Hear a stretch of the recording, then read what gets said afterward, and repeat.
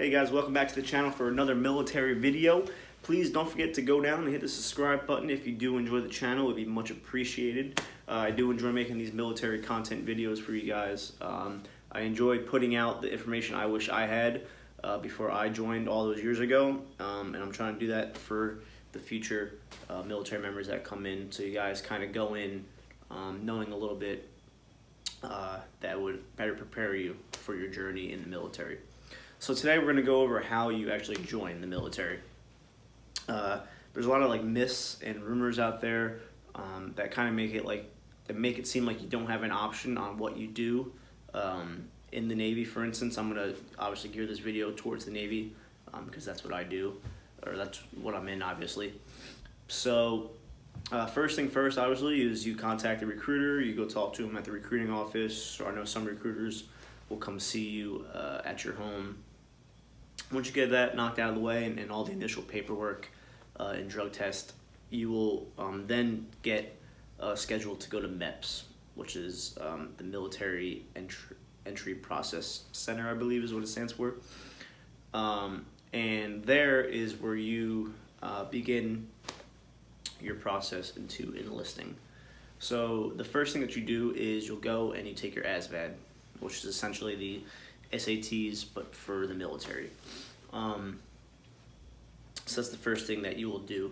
And then after that, you go ahead and do your physical. There's a medical department at Meps where you'll go give blood, do your vision test, hearing test, basic stretches and stuff. They'll have you strip down to your underwear and you'll do different pretty much stretches and maneuvers, and doctors watch you to make sure that you don't have any kind of physical deformities or anything like that. They'll also go through some of your medical records that you provided. They don't have access to your civilian medical records, so whatever you tell them is whatever they base their decision off of. So once you complete all that, the way it was done for me is once we completed that, they actually put us up into a hotel where we spent the night, and then we went back to Meps the next morning. Some people, they just have you go back home and you meet the recruiter back at the base the next morning, but that's all based on your recruiting district. So once you finish that first day of taking your ASVAD and doing your medical screening, you then go back the second day, and that's where you pick your job, or your rate, as we call it in the Navy.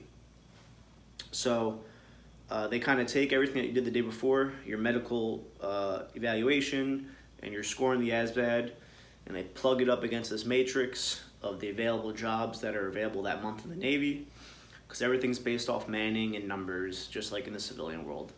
So if a certain rate has too many people that month already, then obviously they're not accepting any more sailors into that rate for that month.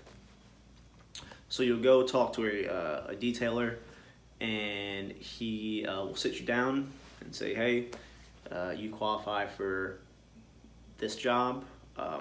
Sometimes they give you one, sometimes they give you a couple. I believe I had 5 or 6 that were offered to me. And they kind of give you a brief description on what each job does. And they're like, hey, pick one. Now this is where a lot of people get it kind of intimidated. And they do that on purpose. They kind of intimidate you to make a decision right then and there. But you have zero obligation to make a decision. If you go into MEP saying, hey, I really want this rate, and when you go and sit down with the detailer and that rate that you really want isn't available, there is nothing holding you back from saying, I'll come back next month and see if the rate I want is available. You'll still be in debt, you'll still be under your recruiter, and it will just make them have to do their job to get you what you want. So that's my biggest thing is, it didn't happen to me, but I come across a lot of people in the Navy who were pressured into their job because they made it seem like that's what they had to pick, and that's not the case at all. The Navy doesn't own you, the military doesn't own you yet, so you can make the decision. And that's the biggest point I wanted to get across in this video, is just don't get pressured into anything, especially if you intend to make the Navy your career. It's going to be the job that you're going to do for the next 20 years of your life, so make sure that it's something that you want to do. Now, once you're in the Navy, in certain scenarios, you can switch jobs. I've done it. After being in for 4 years, I switched rates. There's always opportunity like that once you get in the Navy, and they try to sell you that. They're like, hey, enlist with this job now, and then we can change it later on. Don't give yourself that headache right off the bat. That's just one less thing that you really don't need to worry about. Just make sure when you sign those initial papers at Meps, it's the job that you want. If they don't offer you the job that you want right away, say, hey, I'll come back.